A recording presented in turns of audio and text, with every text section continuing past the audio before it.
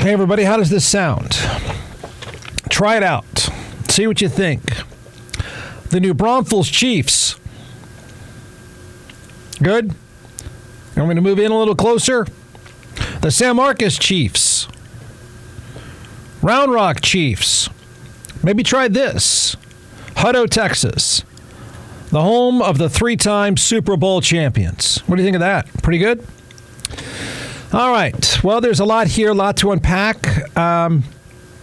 Taxpayers do a lot of dumb things. You agree. Let's rephrase that. You agree to do a lot of dumb things. Unfortunately, I would say, and I'm an outlier politically, nobody agrees with me. I get that.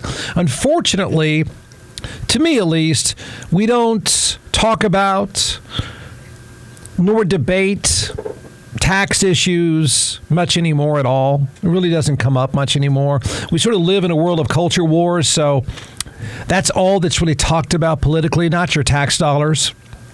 Some of us, maybe 1.5% of us, would like to talk not at all about culture wars and all about taxes, but that's not the world. But we do agree to do some pretty dumb things with our tax dollars.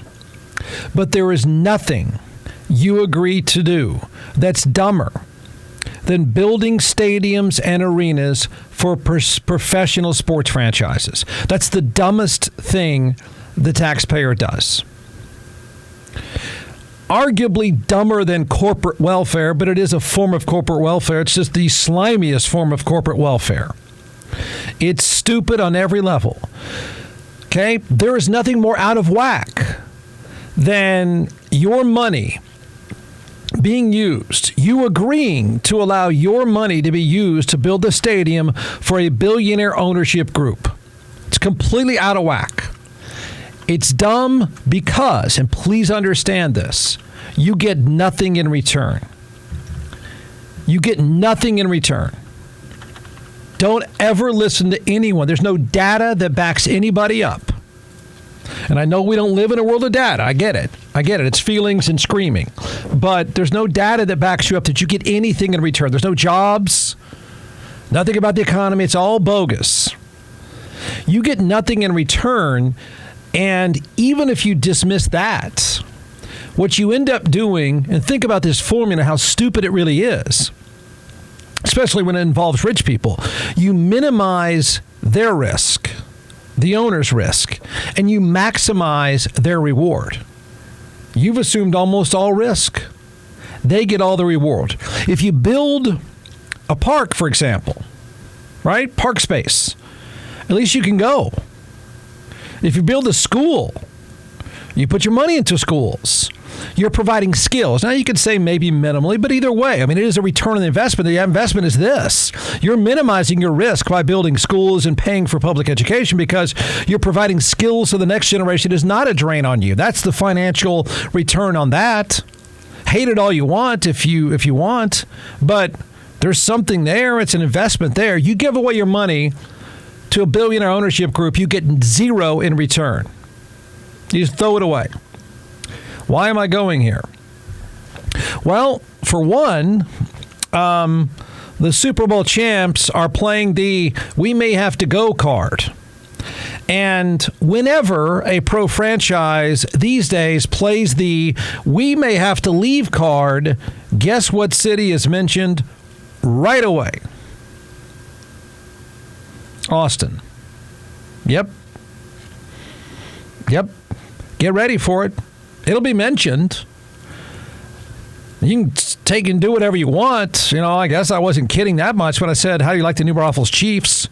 How about Hutto, the home of the 3-time Super Bowl champs, all that stuff. Play with it all you want. Here's a quick tutorial in sports economics. In this case, the NFL, all right? I'll just give you a quick overview how the money works, how it flows. Owning an NFL franchise is lucrative. At one time, owning an NFL franchise is a little bit like owning farmland or something. I mean, it would appreciate many times in value, but it wouldn't spin off much cash. But it does now, a lot. It's a very lucrative business that's spinning off a lot of cash. Business is better than ever before. The investment is better than ever before. There's no sign of it turning back. The media deals are locked in. So the business is fantastic. The investment and the return on the investment is off the charts. The reason owners want new stadiums and arenas, and the reason why they want them so often, surely at some point you think wherever you live, wherever you're from, you've dealt with this. And it's a dumb thing to do. I can't emphasize it enough. It is an idiotic thing to do. Your feelings aren't worth it, ever, in any city, anywhere. But the reason why every few years, wherever you're from, it comes up, hey, we need a new arena. Hey, we need a new stadium.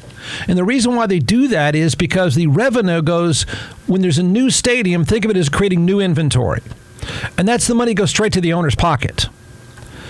Okay? That's what goes straight to the ownership group's pockets. And it works like this. Media rights dollars, platform dollars, which are giant in the NFL, $32 billion to be exact. Those are split. Ownership groups split that money evenly. Now, that's a lot of money. It's never been bigger, but they split that. The merchandising, most people don't even know this, the merchandising is split as well. Again, that business is good too. But so they're looking for new ways, and you can't blame them. Any one of us would do the same thing. But they're looking for new ways to put money directly in their pocket. I don't want to split any money with anybody. And the way I can do that is I get the stupid taxpayer led by stupid, reckless politicians who are nothing but ass kissers, a bunch of Chamber of Commerce stiffs to tell the public exactly what they want to hear with no data to back them up, and the foolish taxpayer will build me an arena or a stadium, and I'll use that money to go straight to my pocket, and they get nothing back.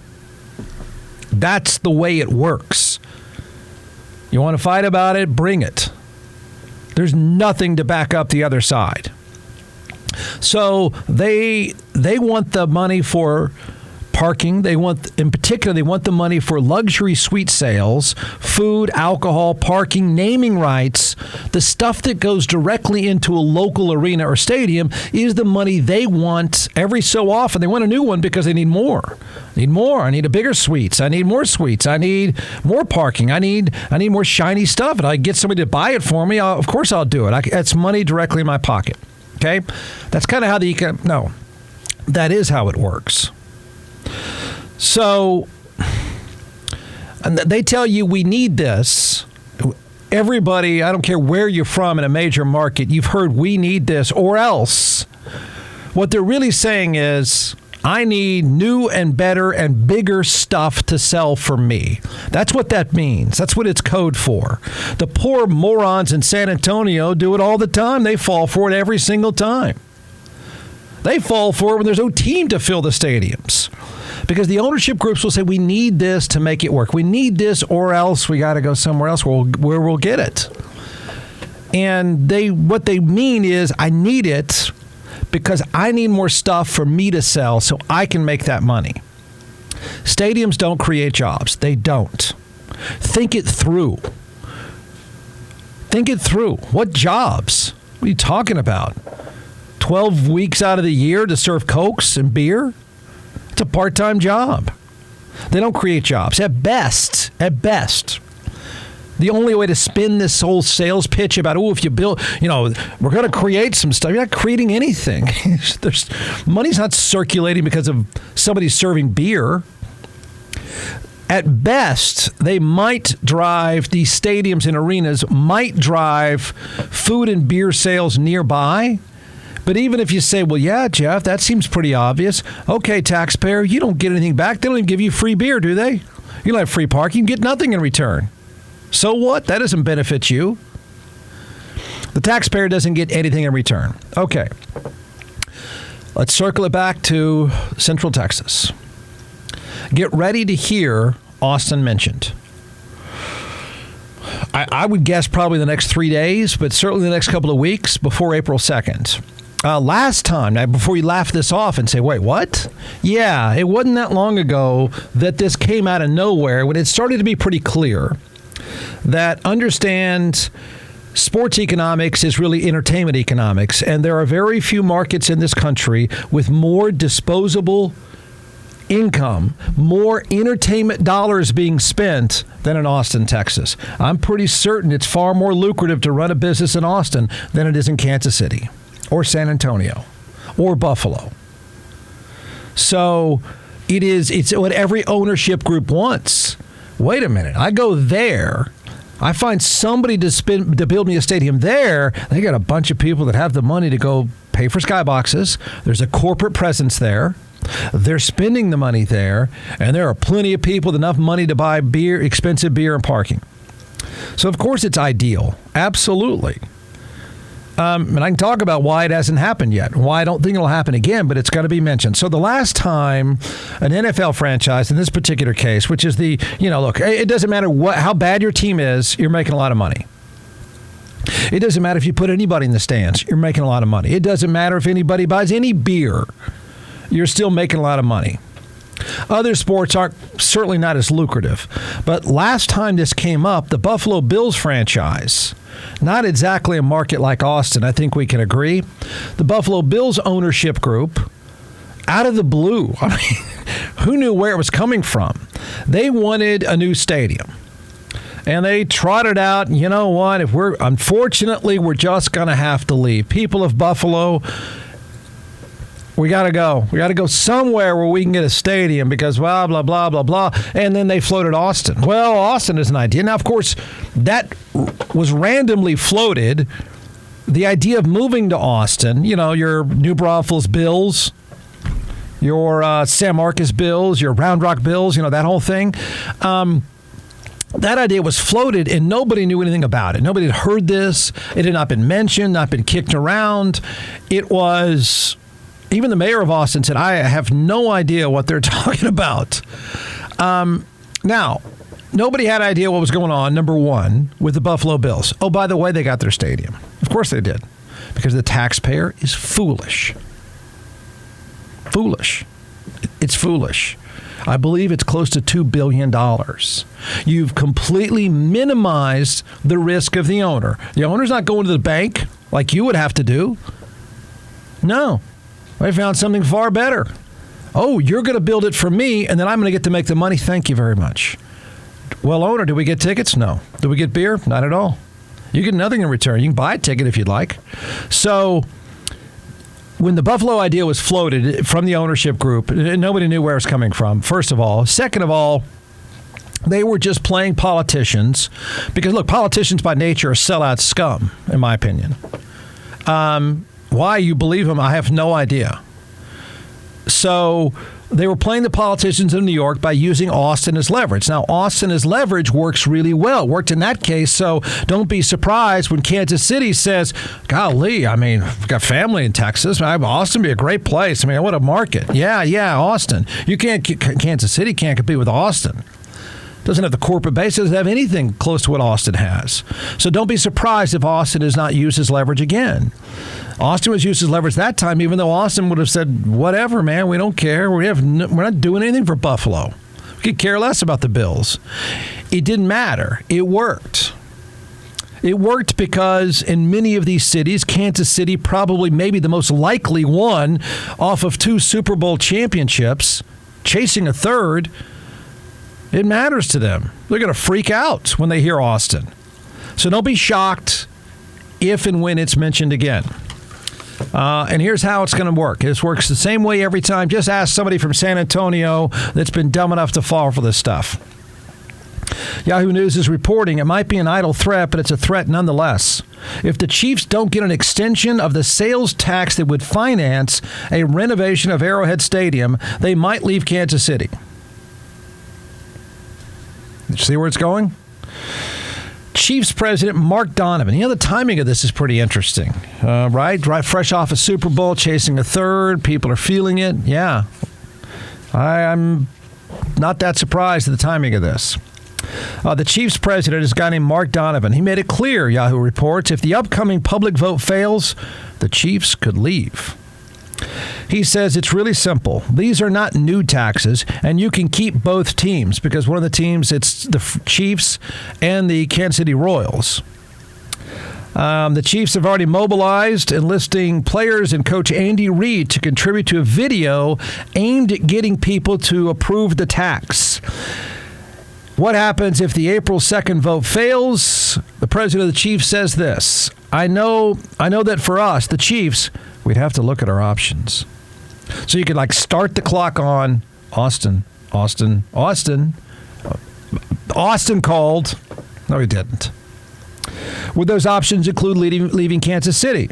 I think they would have to include leaving Kansas City. But our goal here is that we want to stay here in Kansas City. It's the same script every time this comes up around the country. And I won't bore you with the data, but it's been studied by good economics departments, not sellout politicians. These are real numbers, real data. And the data says it doesn't do jack financially for the markets. It doesn't. Corporate welfare doesn't work, taxpayers. We've been practicing corporate welfare at an obscene level in the state of Texas for a long time. All it is just a way for politicians to suck up to somebody else. That's it. So they'll get it. I would predict they're not leaving.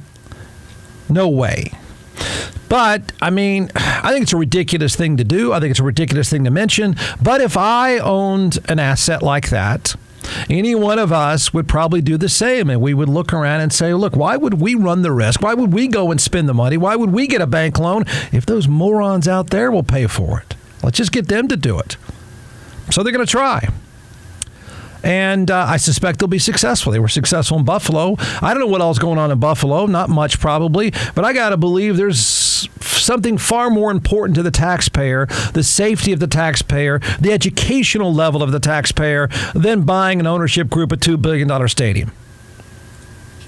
Our priorities are way out of whack. This is going to be an interesting test because these are two of the biggest stars in all of sports. One of whom dating is the biggest star on the planet. It is a franchise chasing NFL history. It's full of Hall of Famers. They're famous on every level. And what happens when they play the Austin card? People around here are going to get giddy, I guess. And then in Kansas City and Missouri, they're going to freak out. So I believe the Chiefs will get what they want. But if let's play the game, because I don't think this is the last time this is going to come up. It's not even the first, second, or third. But if they or any franchise, I think the more likely of the two to come here would be the Kansas City Royals. But if they or any franchise wanted to move here, let's just talk about the NFL for a second. Would an NFL team come to Austin? There are plenty that want to do it. There's a basketball franchise that just played here this past weekend. They would love to come here. They will eventually. But would an NFL team? Most likely no. And I think there are several reasons. You can disagree all you want. There are several reasons why the answer is no. But remember, the Chiefs, ironically, started in Dallas.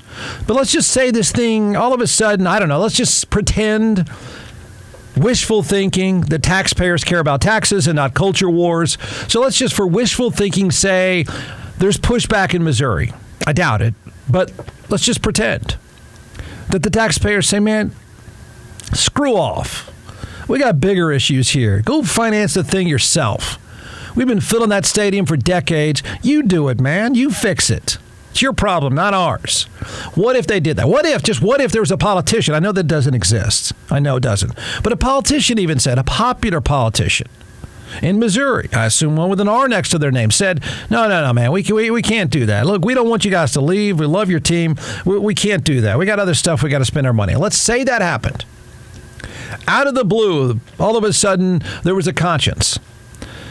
Would it happen? No.